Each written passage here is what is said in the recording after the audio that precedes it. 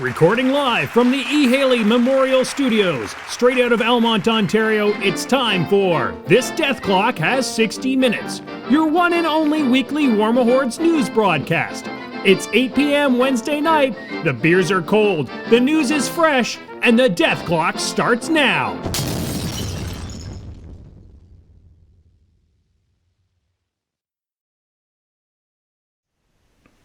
Hello, everybody, and welcome to This Death Clock Has 60 Minutes. I am your host for tonight, PG Semiautomagic. The intrepid Mift Gorax is blazing new trails somewhere in the wilds of the Wolf Grove, trying to find a house. Apparently there's something about having to sign paperwork and millions of dollars, or at least hundreds of thousands of dollars. Way more epic than it actually is. Well, yeah, so he's stuck doing paperwork, so he can't be on the cast. But it's nice to, play it up a bit. And we have more elbow room. Yeah, it's so nice. You can just sort of stretch out. So I will have to introduce all the people on the cast with us today, because you will see, those of us you watching on Twitch, you'll see the two of us. So to my right, that's me, is Maelstrom. Hello. And we actually have two guests this week.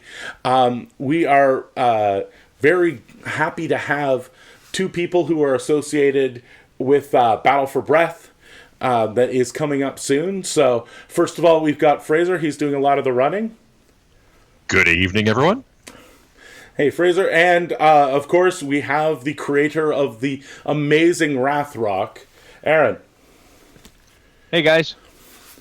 So we will be talking a whole lot more about Battle for Breath and a whole lot more about that amazing item that you have created, Aaron. But we are going to start things off tonight with... The quicker we get going, the better it's probably going to be. The huge amount of stuff that has happened between when we stopped casting. It's literally in the last week. Yeah. And now, we are going to do something a little bit different than most casts are. Most casts just read through everything. Okay. And, go point by point. Mm-hmm. If we did that, we'd be a 3, 4, 5 hour cast. Nobody wants that. Or what would happen is what happened to the poor little Scorn, which is they just sort of got left out. Yes, apologies to Scorn. Last week we completely just bailed on Scorn. Yeah, we just completely brain farted on the whole Scorn Insider. Probably because Scorn is awesome already. Well, there was there much in the Insider? We'll dip into Scorn a little bit. Let's do it right now. There was a bunch of in the Insider. There was a lot of stuff that we had kind of already seen. There were some cards spoiled, which were really cool, but it was a lot of confirmation. And one of the really neat things that they did in the Scorn Insider is that they, I want to say, they showed that they want to get rid of something that they don't acknowledge that actually exists, which is Scornergy. Okay. Well, so they look at what we call Scornergy as a increased amount of options. Okay. So instead of them saying that Zoltu's feat means that you would have to build him differently than if you build him for his spell list, like build the army around him for his spell list, they would say that's a lot of options. They wouldn't say, how sad is it that this caster can't use all of the things on his card for any one thing. So... And they really try and not have words like Scornergy happen. Okay. So what we're going to do for each of the factions, including Scorn that we're doing right now, is that we're just sort of going to give a high-level overview and just lightly touch on a few things that happen. So, things that everybody expected to happen. Yeah. Malakarn. Yeah, Malakarn. Yeah. Malakarn took it in the face. Yeah. We all knew that was going to happen. Yeah. But one of the things that we didn't really realize would happen, but I think we were all hoping for, is a lot of the Scornergy that was talked about is starting to disappear out of Scorn. We're starting to see them work more consistently inside their faction. So things like the Immortals, they are now actually going to give up souls. Okay. So they are going to have a rule very similar to how Convergence has their rule that they have souls purely for the purposes of or they are living models for the purposes of giving out souls. Okay. One thing to remember about a War Machine model dying is it immediately gives out every single token that is around. Yeah. So if I have this right, it gives out a soul, corpse, body, heart, blood. I'm trying to think of what else. Are there actual tokens for those things? There's tokens in different factions. There are tokens for all of those things. What it actually is it's based on the collectors. So theoretically, you could have someone get souls from Warjacks. Okay. There is no known collector that does that. Yeah. But when a Warjack dies, it gives up all of those tokens. Okay. Just like when anybody else dies. Okay. So we're starting to see them be counted as living for purposes of giving out souls, which is going to be great. We're seeing a lot of changes to what are usually considered very underpowered models. Right. In Scorn's case, one of the really neat things that we saw are the Ferox, the Praetorian Ferox. That's their cavalry model. So the Ferox was always sort of like most cavalry that wasn't the brand new light cav. It was really seen as sort of a secondary model, something you wouldn't take unless it was very, very specifically. That seems for to something. be the scene, like the whole theme with Mark III, though. Anyway, right, is bringing those models that people didn't really table much and putting some life into them. One of the neat things about the Ferox is they got a new option to either do a jump and do a boosted I think it's boosted to hit. Okay. Or they can do a standard cavalry charge and get they get a boosted to hit and boosted damage on their mount.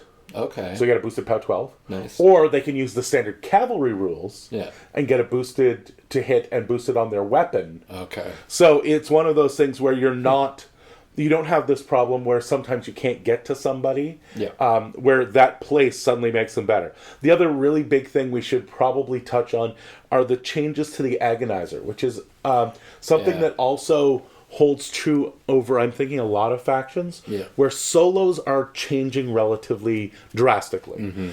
Solos are going from something that tended to be just like an easy to kill off guy, somebody that provided a lot of weird and wonderful. They have one purpose. Yeah, they had an ability, and you were bringing them for that ability. Right. They're now trying to make it so that they provide other things to the faction. Okay. So we see that in Scorn with the fact that Agonizers went from a solo to a lesser warbeast. Now, remember, lesser warbeasts won't give up the fury when they're dead. Right. Because they're a lesser. Yeah. But the Agonizer did get a big change. It now has its normal agonies like gnawing pain, maddening, and spiritual affliction. Gnawing pain is within 8 inches of this model, -2 strength, and it's just enemy models not living anymore. Okay. So we got on the chat here. Beast handlers can only plus or minus 1 fury now. Yeah. Were they kind of like a shepherd before? Yeah. Well, no. Yes and no. Okay. Beast handlers were the most amazing unit in the entire game. Oh, okay. So, just let me finish with the Agonizer here. The big thing that they got was repulsion on their as their animus. Oh. Now, as you know, as being a Legion player, repulsion is amazing. It is super amazing. Yeah. If you need to move something out of a zone, repulsion is your bestest friend. Yep. So we'll jump forward a little bit. Oh, and the thing I wanted to highlight with the Agonizer that is holding true as we see other factions, is things that are solos that have things like Jack Marshall or Warcaster abilities. We're starting to see them be forced into new roles where they actually have a bigger, broader role. Okay. So we're seeing Jack Marshalls, which we'll get to in a little bit, actually have to take a Jack. Yes. They can't just hang out and be an extra ability. It's the same thing with the rumored Junior changes, that Junior's going to require a Warjack. So it's no more the Signarin Academy just sending guys out on the battlefield to cast Arcane Shield and then run and hide in a ditch. Yep. So stuff like that is the changes we're going to see to solo specifically. One of the things that we are seeing as a relatively large change as well is because we're trying to make the Warjacks better. Yeah. They're getting more balanced with the beasts. Yes. So on Horde's factions, you're going to see that their Fury management is going to be toned down. Yeah. So Fury, it used to be, so the general wisdom is that War Machine was a thing where you planned your plan, you executed your plan, but you didn't have any risk because you had done everything ahead of time. Right. Whereas Hordes, you were sort of more going with the flow, and it was a risk reward. Yeah. If I force again, I might not be able to clear all that fury. I might not be able to pull it onto my caster, so they're going to go crazy and kill somebody. Yeah. In the real world, that never happened. Right. Because anybody who didn't have good fury management took one or two beasts. Yep. And people like Legion and Scorn... that had for example, the Beast Handlers, which were half a point models, if I remember correctly, and they come in a unit of 6, and each one can completely dump all the focus off one beast. It just meant that it was, if you were not an idiot about things, it was literally never a problem. Yeah. It was to a smaller extent the same thing with Legion, when you basically paid for one shepherd per beast. Yeah. All your beasts went up by 1 point and never furied. Yeah. Yeah. True. So that was basically what happened there. So they're trying to reduce what we call Scornergy. Yeah. They are taking some of these solos and making them into beasts or attachments or things like that. And like everybody else, they're getting the same toned down things. Yeah. They're getting the same smaller amount of health on huge base or on large infantry that we've seen across the board. Yeah. The only people I understand that haven't been hit by that are Convergence and the who's the other one with 8 wounds? Trolls? We just talked about this. Anyway. Trolls. Yeah, I think it was Trolls. Everything, all the changes that we're seeing in Scorn is sort of going along that same vein. We did get to see a couple more cards.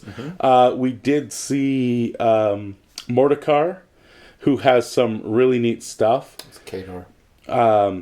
Thanks, Party Foul. Oh, sorry, you're right. It was the guys with the shields and pretending to be light warjacks. They're the ones that kept the 8. So we've seen Mordekar. We've now seen the Feet from Blind. There's a lot of stuff like that, and we've seen the changes to Void Spirit as well. So that's sort of a quick overview. Yeah. I would highly encourage anybody who is interested in any of this information. There's a couple really good places to go. Obviously, the insiders for each of these is like a good primary source. Yeah. But there's a lot of stuff on different websites. One that we were just introduced to is 3++ is the new black. They've got a lot of information. And something I want to mention for all the sort of older players out there is Battle College is a lot better than it used to be. Yeah. When I started playing, Battle College was basically wrong. Yeah. It had a lot of information from Mark 1 when we were in Mark 2. Yep. And it just had like literally bad information. And they seem like they're gearing up for Mark III pretty hardcore. I think they are. Everything's shut down for now.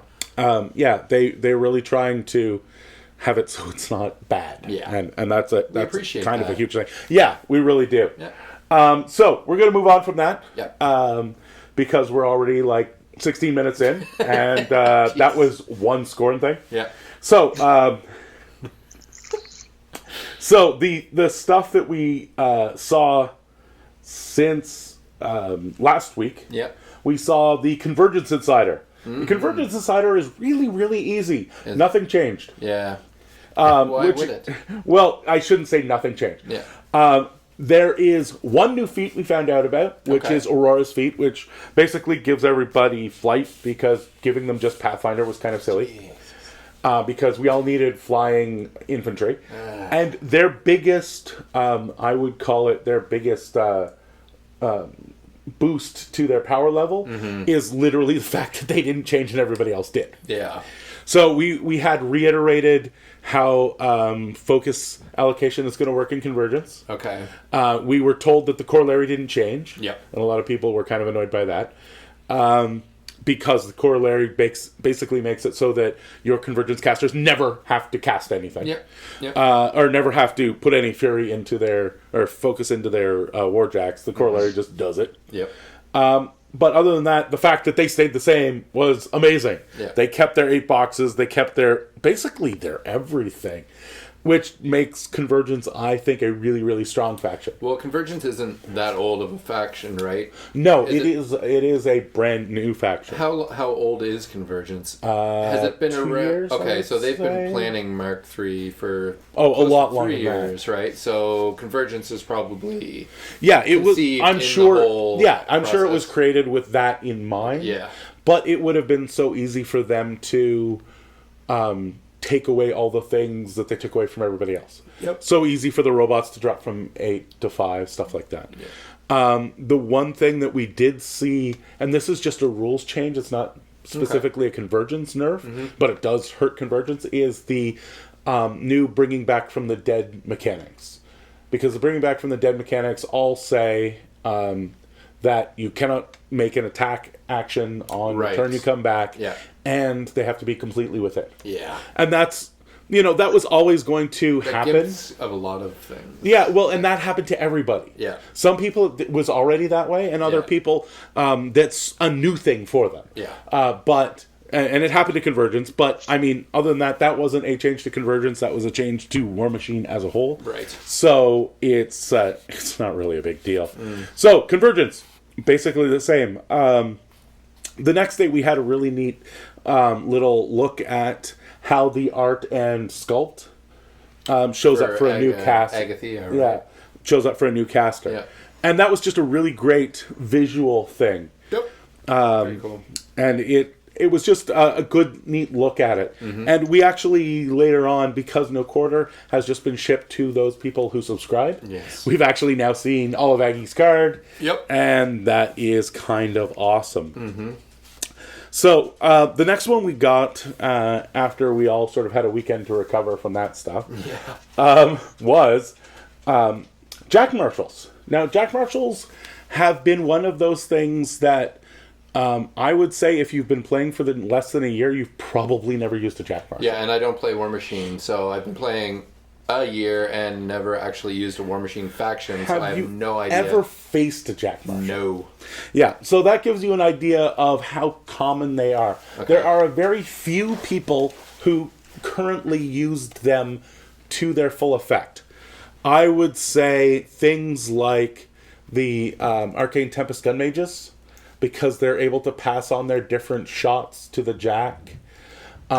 There were a few drives that were really good, and drives were abilities that Jack Marshalls could give their Warjack. Okay. Now, it was a command check thing and a whole rigmarole that not a lot of people even really understood, which meant that they never happened, because there were so many better ways to run a Warjack.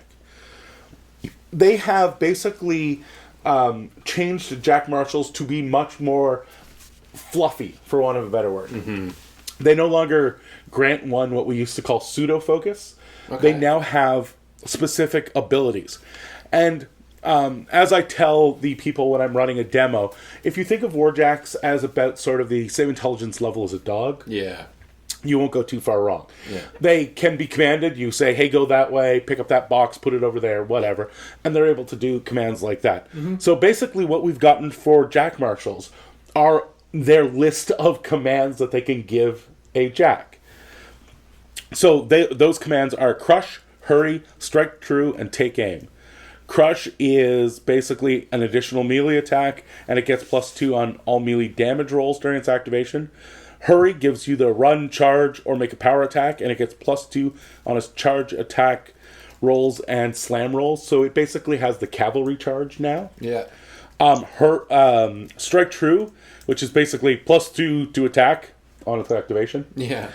Which could be amazing if you have a Jack with 3 attacks. And Take Aim, which allows it to aim, which I find very interesting, because that might mean that forfeiting your movement to aim is something that some Jacks can't do. Like, why would they have to specify that if it wasn't just an ability of Jacks? Are we going to see something coming up where you have to spend a focus to aim or something like that? Now, I don't think that the focus thing is particularly likely because, of course, that they're trying to make warjacks better. But right. I find it very interesting that they specified that. And additionally, it gives them +2 to damage on ranged attacks. So, along with that, we saw that drives are basically like field marshals now. Okay. Now, you can only have one Jack on a Jack Marshal, so it's not really a field marshal for anybody but one guy. But we saw the Iron Lich Overseer, which gives drive as a Dark Shroud, which is just kind of ridiculous. Yep. And they have a spell that can do stealth, I think, for them and their Warjack. So, yeah, Cloak of Darkness, which is pretty amazing. Yeah. Oh, so Vector Falcon was saying, I don't think it lets them aim, I think it requires them to aim. Yeah, the Warjack must forfeit its normal movement. You're correct. So I think the big thing there is if you want the extra damage on ranged attacks, it can't be wandering around. Yeah. So that gives you a quick idea of what's going on with Jack Marshals. Mm-hmm. And then Menoth dropped. Yes, Menoth dropped today, right? Yeah. I haven't had a chance to look at it yet. Basically, like all of the insiders, they've been going over sort of the not just the specific changes, but sort of the flavor of the faction. It's one of the things I'm really liking about these. Yeah. They look at what they have identified for that faction to be. Yeah. And they have identified what they can do to help that faction fulfill those goals. And one of the things that started happening near the end of Mark II was a lot of homogenization. Mm-hmm. And it went on with what people felt was the stagnation of War Machine, where you may have had all the same abilities as everybody else, but that also means you had all the same abilities as everybody else, which is great for leveling the tournament field and really horrible for telling a cool story. Yeah. So with Menoth, they've actually they've identified the power of faith and prayer, manifestations of the divine, and counter magic. So basically, their idea is to be as internally synergistic as possible. Okay. As well as have this aura of there is actually a god backing up this army. Yeah.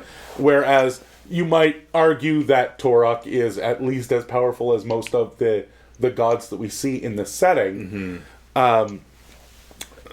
They literally have someone basically kicking it out. And one of the big things with going up against Menoth has always been purification. Yes. I think they're the only faction with two so. different purifications.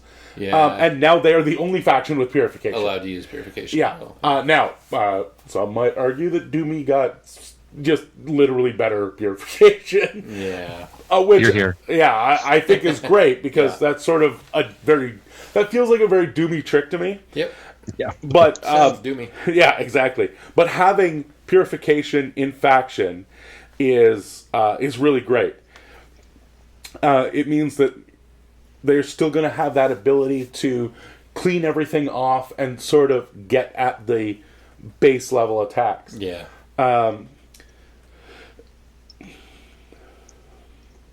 There are some things that had to change, though. Ancillary attack.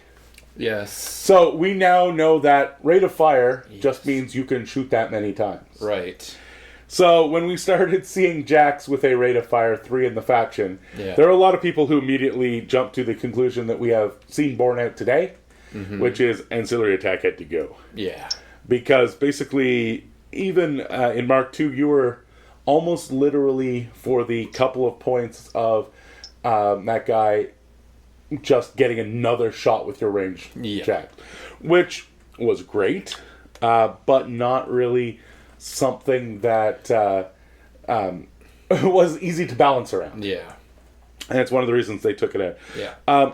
The Protectorate have always had a weird association with warjacks. One of the big things about the Protectorate is they are not happy with warjacks as a whole. They were not allowed, before they sort of started sticking up for themselves, to actually have warjacks. Which is why, if you look at all the older Protectorate jacks, they're all labor jacks that have just picked up a mace. They all had basically two open hands, and one hand was just holding a mace. And it wasn't till the later books that we started seeing them with built-in cannons and stuff, when the Protectorate actually started, going, we're going to sort of take back our land type of thing. But one of the things about that is that they have to purify and sanctify all these jacks. Right. And that meant that their jacks have always been in kind of a weird place. Because with the choir buffs that we have already seen have changed, they've gotten rid of that hit on the choir because, well, they kind of had to. Yeah. They've apparently had a really hard time kind of balancing all of that. So one of the things they went through was the Blood of Martyr. They were talking about how they needed to try and figure out a way for it not to be too powerful and not to be not powerful enough, because they really want to make jacks better, but it's so hard to not just make jacks horribly overpowered. There were a couple other things, and it seemed to me like all the things they mentioned in the Insider were almost directly relational to other changes that have been made. The Monolith Bearer, the one that said, hey, you just can't hurt this unit this turn. Yeah. Just like straight up, they're completely immune to everything you do for a turn. Things like that used to be FA1. It was, a gigantic pain in the ass that there was this unmovable unit, but at least it was just one of them. Right. With the FA basically going to UAs going to whatever the FA of the main unit is, we knew that things like the Monolith Bearer weren't going to hang around. So again, because of this other change that's happened, we have seen in Menoth that big thing happen. Mr. Souls quickly dismissed that the choir would be allowed. So one of the things, I'll just acknowledge what Fluffy Zealot is talking about, that there was a post on the forums regarding the new Merc theme forces. They're more like contracts, but they are called still theme forces, which basically says they can include a Signal or Protectorate unit. They quickly said that the choir wouldn't be allowed. That's kind of... I'm not surprised that the choir wouldn't be allowed in that. Yeah. I do like the idea that basically that you can get a unit on loan from these guys that you've been working with as a Merc player. So you can definitely see that, a Merc army has been working with Signar for a couple of years. They're going into a nasty place and they're like, hey, we helped you out a lot. Can you give us the favor. yeah, exactly. Can you send us a unit of trenchers just to get us through this problem? Yeah.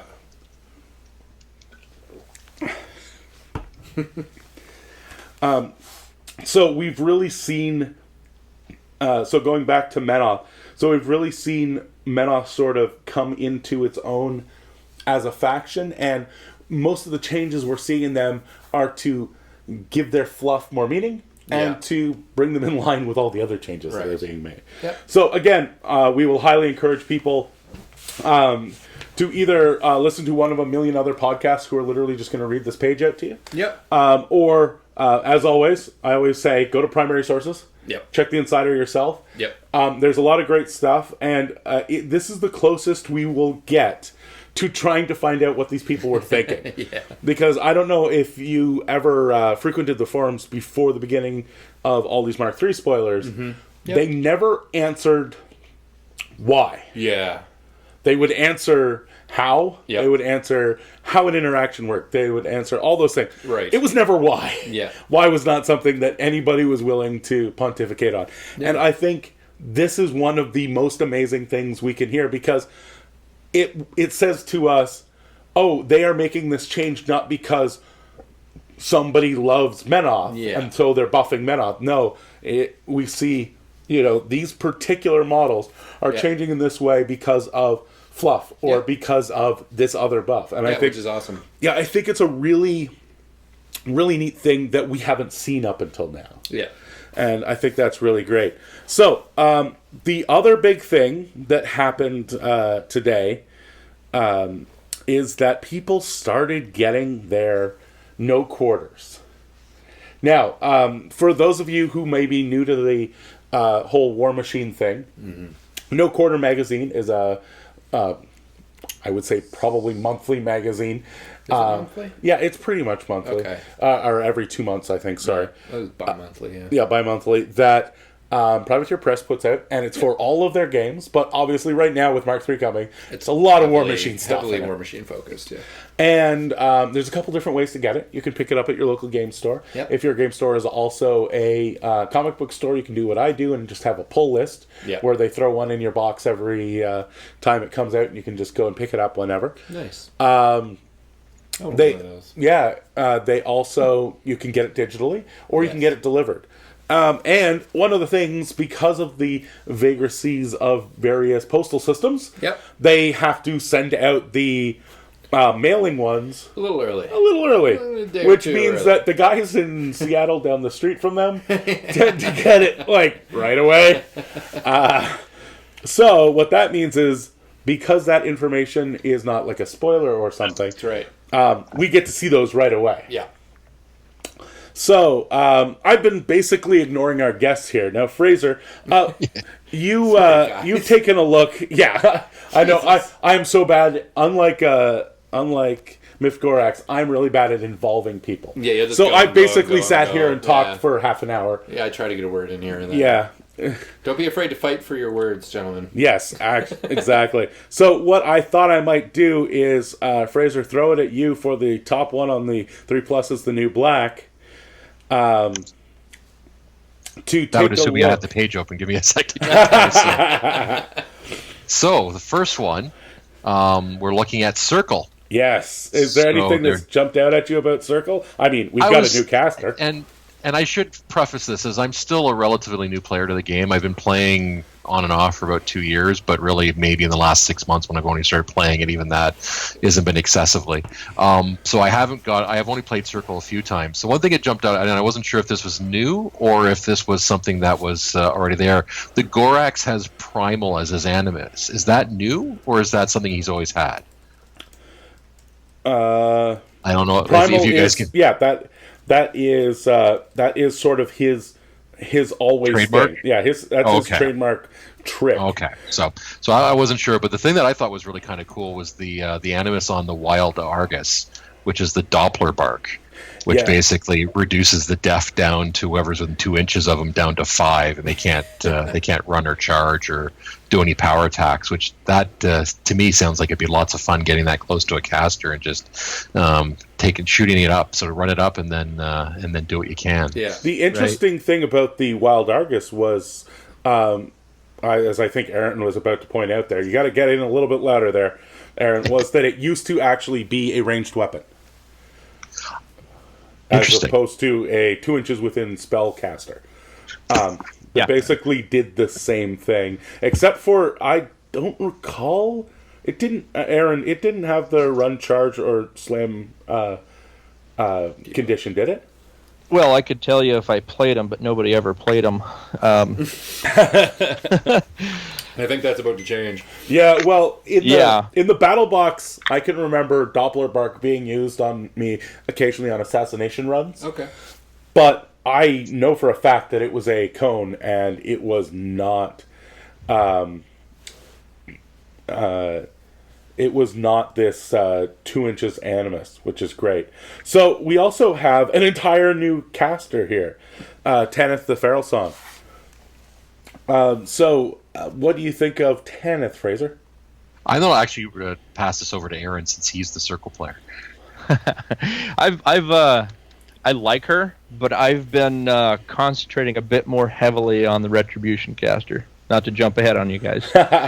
Well, let's do a quick look over her card. She's got a great ranged weapon called Jaws of the Earth. It's kind of your pretty normal hand cannon, as well as her Staff of Fate, which is a PS11. But I don't really see her being someone that's going into melee and killing a lot of stuff. No. She does have Prowl for stealth, which is always kind of nice for a battle box caster. Yep. It means that in brand new games, you don't just get shot off the table top of round 1. Yep. Her Jaws of the Earth ranged weapon has kind of the same rules that we saw on the Dwarven Colossal. So it's got From Beneath. This weapon ignores cover, concealment, and elevation. Basically, it's a dirt torpedo. Yeah. And it's got Roots of Shadow on a direct hit. On this model, center a 4-inch AoE on the model hit. Enemy models in the AoE suffer Shadowbind for 1 round. Now, Shadowbind used to be really, really horrible because you couldn't shake it, but now you can. Yeah. A model suffering for Shadowbind is -3 def for 1 round, and when it advances, it cannot move except to change facing. It used to be the way that you completely lost on scenario to Denny 2. Oh, okay. Because her feet shadowbound, and she could get into a set of scenario zones on her turn. Yeah. Score. Yeah. Shadowbind. And just shut it down. And then you couldn't move into the zone, so she'd score on your turn. And then on her turn, she would score and wins the game. Jeez. So that's why we saw the Shadowbind nerf where you could shake it. And now we're seeing, I think because of that nerf, it's now allowed that ability to show up on other places. Yeah. So she's got some spells, a lot of them that we already know about. Admonition, which you should be relatively conversant with. Affliction, which is a model unit -2 def. And if it fails to exceed the arm, then they take 1 damage point. Bleed is neat. When it damages a living enemy model, this model can remove D3 damage points. Nice. Rift, which is a nice AoE rough terrain with a POW associated with it, POW 13. So even though it creates rough terrain, it can also do some damage. And Scything Touch, which is kind of amazing. Yeah. Friendly faction model gains Dark Shroud. Yeah. So I can see her showing up once you get some infantry. You know, all those wonderfully fast circle infantry that are like speed 7 already. Yeah. And they can run up into your face, and then you're at that -2 arm, and then their heavy hitters come around the corner, and it's kind of all over. And her feat, while Orbeez are within Tanith's battle group are in her control range, she can channel spells through them. Additionally, when Tanith or Orbeez in her battle group casts a spell, reduce the cost of the spell by 1. The cost of the spell cannot be reduced to less than 1. Right, so the worm lasts for 1 turn. So basically, all those cost 2 and cost 3 spells on her card, basically she can cast them all during one turn. It's not Veil, but who is? Yeah. And you wouldn't want her to be. Anymore. Exactly. You wouldn't want her to be. So that gives you guys a quick overview. She's got a Pure Blood with her, with Wraithbane as its Animus, which basically gives Blessed and Magical. It's, if you recall, what your favorite little beastie in Legion came with. Yeah. And we've already gone over the Gorax and the Argus. So moving on, we're on to Agatha's cards. We've already seen the Bane Witch Agatha before. I think, did we see the front of her card as well? Yeah. She has Ghostwalk, Hellfire, Hellrot, which is the new one. Target Warjack and a spellcaster's battle group gets +2 arm and retaliation. If a model with retaliation was damaged by an enemy attack in the last round, during your maintenance phase, it can advance up to 3 inches and make one basic melee attack. So you hit it, it walks over and smacks something else. She has Parasite and Vanish, which is a 3-inch teleport. Her feat is friendly faction models currently in Agatha's control range affected by Ghost Walk. While in Agatha's control range, friendly models gain stealth. Additionally, while in Warjack and Agatha battle group ends its activation within her control range, you can immediately place that model anywhere completely within 3 inches of its location. Shadowfall lasts for 1 round. So it's basically all of those abilities, like Mirage and Stealth and Ghostly. It's all of those things just as 1 feat. Yeah. Which, seems good. And we also saw the Reaper's card, because we saw the Slayer's card before. Yeah. It was spoiled earlier. It's got a Harpoon. It's Helldriver, which is its standard POW 16 ranged weapon, and its tusks. The Harpoon has Drag, and the Helldriver has Sustained Attack. Yeah. So it can do the standard trick that the Prime Axiom can do. Yeah. Where you drag in, you hit that one time on a high def model and just boom, boom, boom, boom, boom. Yep. And with the free focus, it's going to be kind of awesome. Yeah.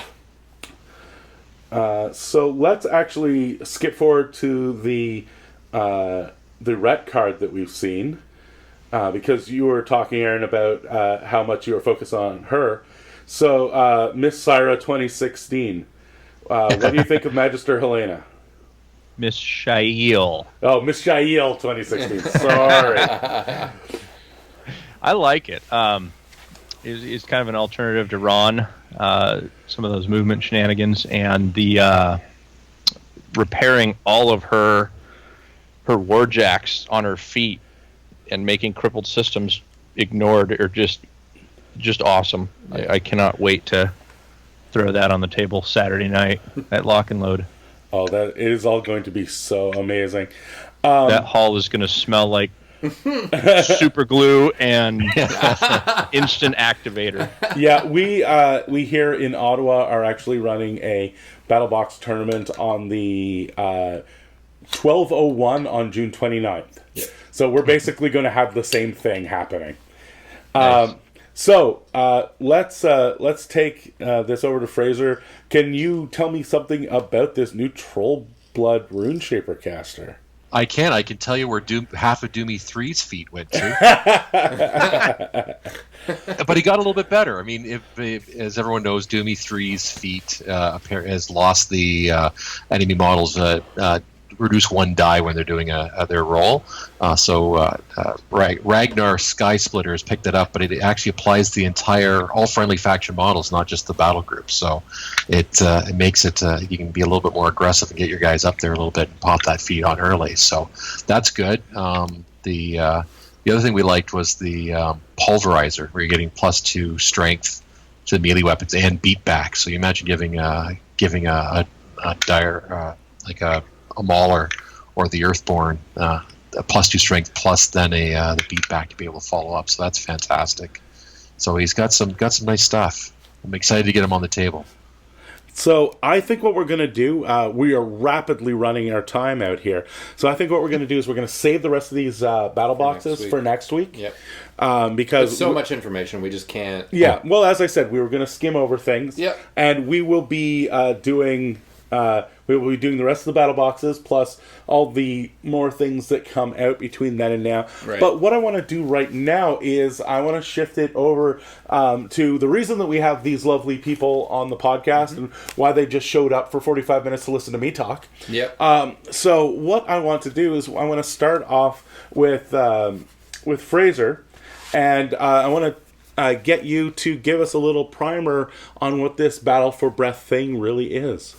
Okay, so Battle for Breath is a charity tournament happening this weekend in Cambridge, Ontario, May 21st. We're doing a food machine style tournament, 4 rounds. We have up to 32 people coming, a number of people from Southern Ontario area, and even upstate New York as well are coming down for our event. And so we're very excited. We've got some great prize support from a number of different vendors and other people who may be speaking shortly after I'm done talking.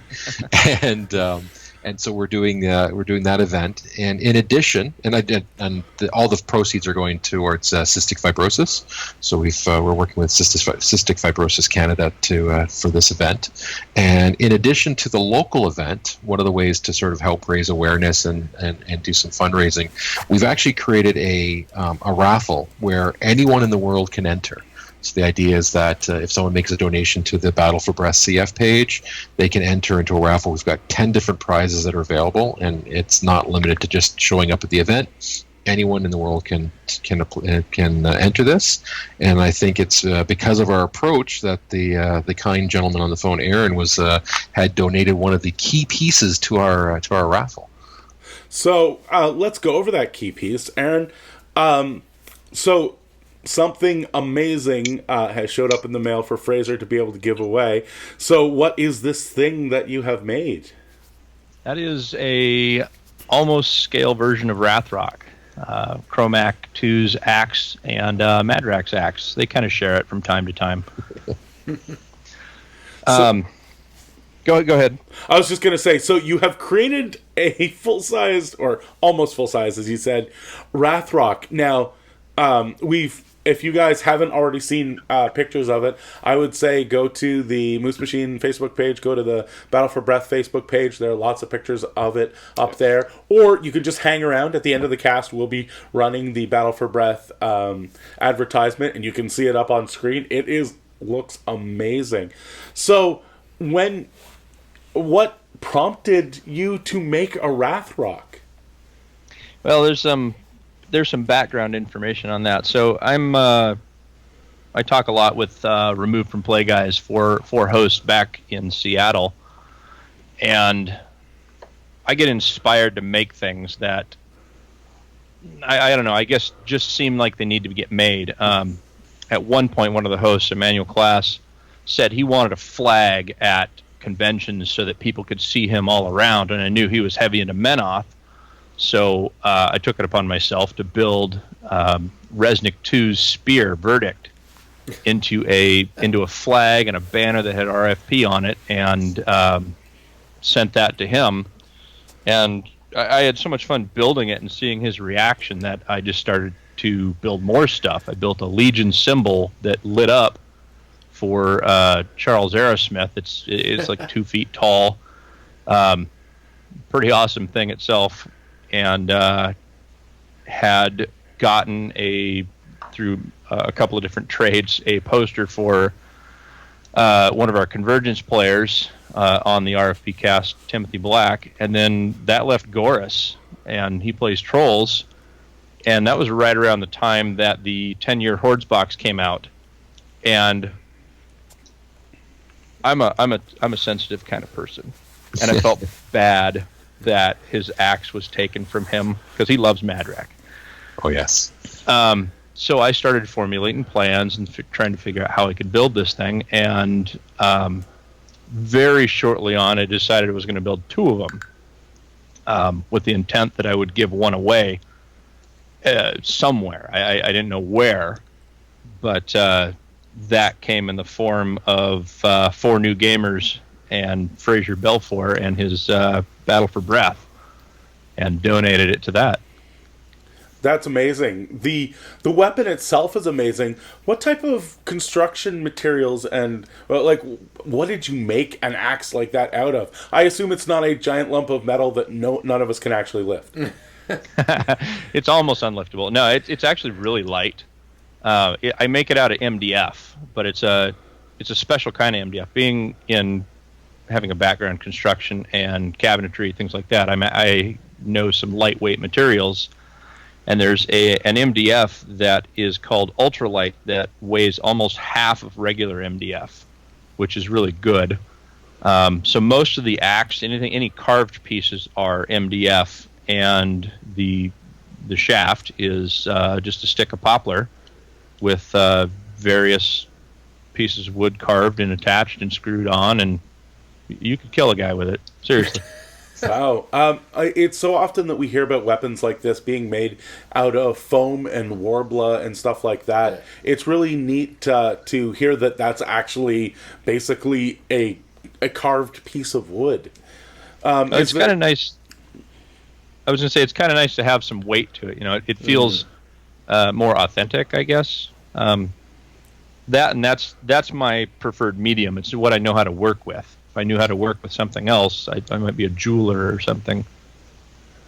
Is there any special things that you have to do when you're working with a wood like that is very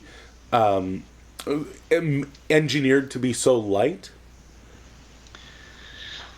Well, it's got a good solid consistency. So it's what it is my preference for MDF as opposed to like solid wood is that over time solid wood would expand and contract and crack and split and just fall apart.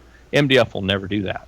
It'll hold together. I mean, you could dump it in water and it would swell up, which would be bad. But it won't split and crack. It'll just get fat. Some of the engineered materials that we have access to now are really quite amazing. Now, when you're finishing something like that, are you just using model paints like the rest of us do when they're painting an axe? Or do you have to branch out into something a little more heavy duty? No, I try to use generally P3 paints. I used a gold paint to cover the axe, the blade and everything else, and then I painted over that with like pig irons and some highlights with some P3 gold, just different versions of that kind of paint. Nothing special or off the shelf at Home Depot or anything. How many pots of those little paints did you manage to go through? It's surprisingly it doesn't go through a whole lot. I mean, the pig iron it used a lot because the blade is kind of large, right? But most of the highlights, it's not bad.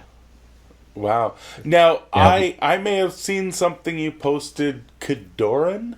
Are we looking at another big weapon showing up soon? A big weapon.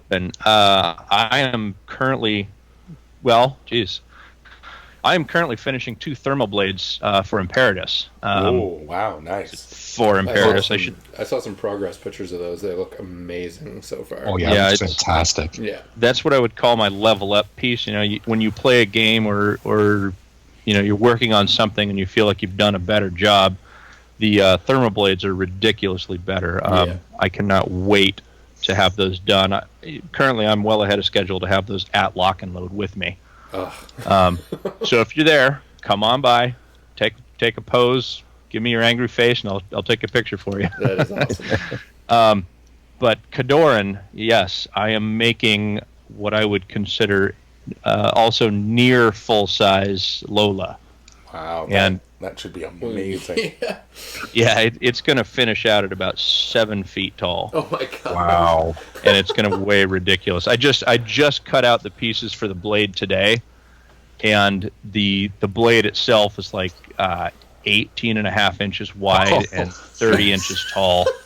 Wow, that is going to be a beast. And I believe That's the King awesome. of the North has already laid claim to one of those, hasn't he? Sounds like Bubba. It's good to have royalty. Yeah. Tell him no.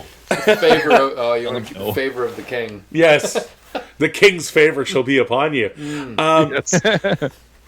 So, right now, do people commission work through you as well? Like, if, say, I went insane and wanted a Lola of my very own, is this something that I could commission you to build? It is entirely possible. In fact, Lola is a commission, and it comes with the caveat that I charge by the hour, and Rathrok is like a $500 axe. Yeah.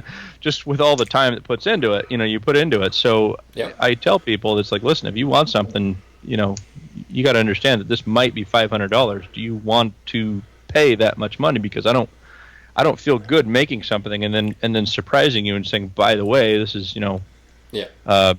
replacing your engagement ring to your lovely girlfriend. Well, I will tell you right now that a professional, not cosplay, but like a Blade 4 LARPing or something like that, that is sort of a commiserate price that you would have to pay. I may have looked into how much it would cost to get a Lola made already, and I will say that it was significantly more than $500. So I would definitely say your prices are easily in line with what it would cost to get it. Now they're going up. Oh yeah, now they're going up. Yep. You got to get those prices in line. Yeah, and mine are certainly less LARPing. I have commissioned a number of gaming tables around the area. In fact, the first table I built was for Doug Hamilton. I think we mentioned him earlier in the chat. But I built him a table, and I built a number of other people tables that I build with. One thing I put into the tables a lot is faction dice. I'll take faction dice and drill holes and put brass rods through, and those will be scenario counters.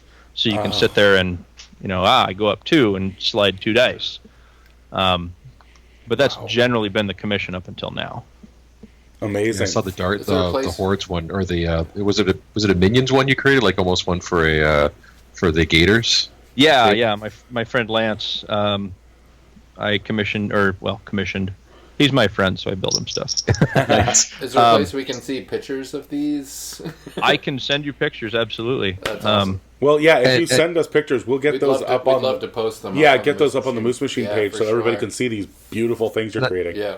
Also need to call out the fantastic work that Aaron does on the dice trays, because he kindly supplied a couple dice trays to us as well, and these things are gorgeous. Like I'm very jealous that I can't win one, but I am putting an order in for one after all the dust settles, so to speak here. So Nice. Right, yeah, and those dice trays are I'm going to say they're super unique because they are not made of wood; they're made of what's called paper stone. Oh. Pardon me.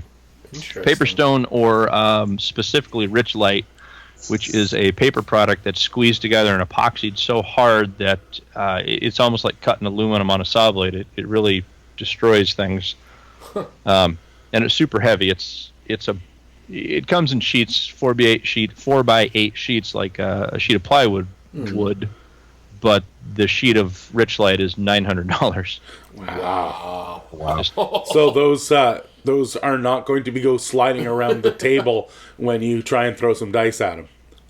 Oh, they're not going to go anywhere. No, and they're very thin and light, but if you throw them at things, it'll destroy stuff. Well, it's good to know that we have another option other than sock jacking. So, so Fraser, I want to throw back to you. We've heard about all the wonderful things Aaron's done with those weapons, and I know it's going to a good cause. What led you to do this for cystic fibrosis? There's so many charities out there. Why cystic fibrosis? Oh, get your hankies out. So we've I've been supporting cystic fibrosis for the last 4 or 5 years, going to the walks and such.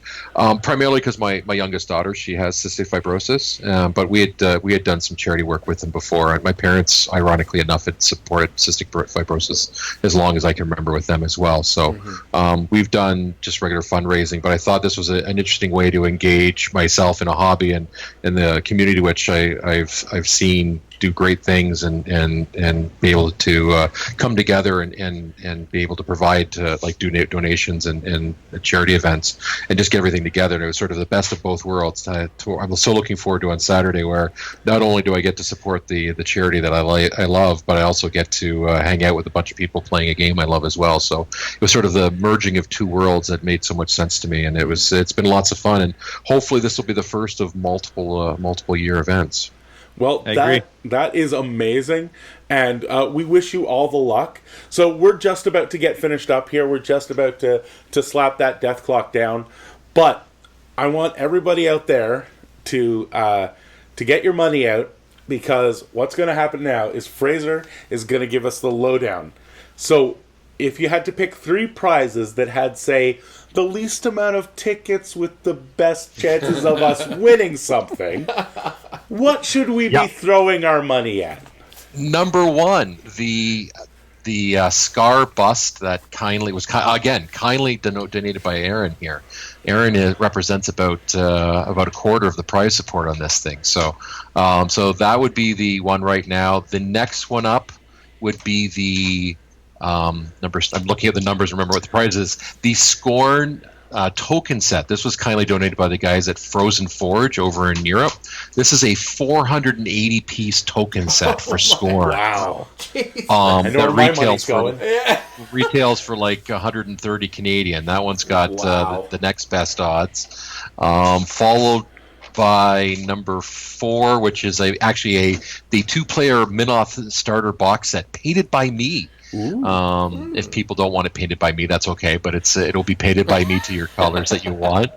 And the next one after that looks to be, and this one kind of surprised me, the Andrew at Schnauzerface Mini. Schnauzerface Minis is a YouTube channel that does a lot of really good online tutorials.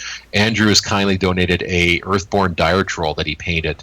That looks amazing, and that one right now is those are the 3 with the best odds. Wow! And just a reminder that for every $1 you donate, you get 3 tickets. You donate to the CF page, which we have links on our Facebook page. You then let us know what you want in our Google Forms, and you'll get a confirmation by the end of the week on Friday when they'll send out everyone. And even the odds on the Rathrok aren't horrible at this point. They're not great, but they're not horrible. There's definitely just a little chance to win those. It's definitely not lottery odds, which is good. Great. Well, if there's a chance to win a Rathrok, you want to take it. Yeah, you want to take it. Regardless, you want to take that chance.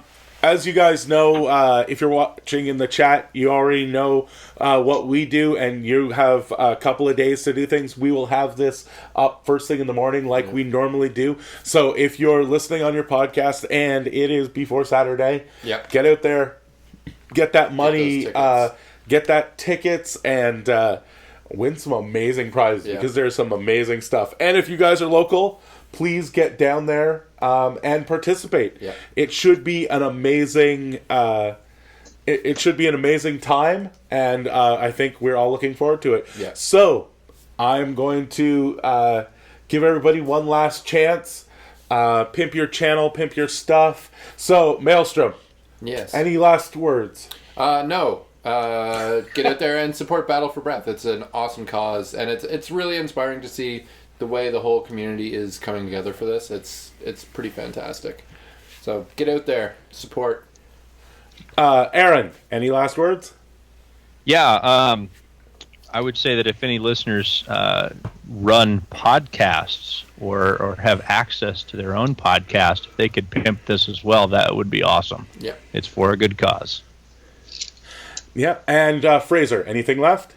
I'd like to do a quick shout out to some of the vendors that have helped out. So Army Painter, the fantastic guys at Hidden Forest Gaming, KR Multicase, as I mentioned before, Frozen Forge, gaming, and Aaron. I mean, without Aaron's support here, we wouldn't have half the stuff that we do so far. So thank you so much. We're about $150 away from our $2,000 goal. So if listeners can throw in even $20 a piece, that would probably get us what we need to get over our goal ahead of the event, which would be fantastic. So awesome. Thank you again for supporting it. If there's any questions, just throw them on the Battle for Breath Facebook page, and I'll answer them right away. Yeah, we will have all that stuff linked when this goes up on Muse, when this goes up everywhere, as well as on our Facebook page. So once again, I'd like to thank everybody for joining us today, and that's Dice Down. Dice down! Moose Machine and This Death Clock Has 60 Minutes is a proud part of the Muse on Minis network. Podcasts go online every Thursday morning. You can watch the show live every Wednesday night at 8 p.m. Eastern on Twitch, and keep in touch with us on our Facebook page. Just Google Moose Machine. If you can't find us, you're doing the internet wrong.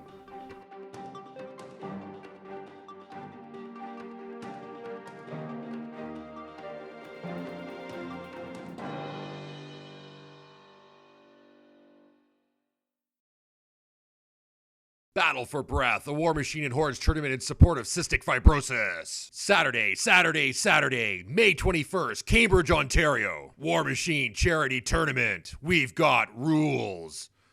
Don't like rules? We've got rules that let you cheat. Hang out with Chris Iron Ore, Rich from Beer Machine, Bubba, King of the North. No need to axe about prize support. We're giving away Rathrok, plus tons of stuff from these great vendors.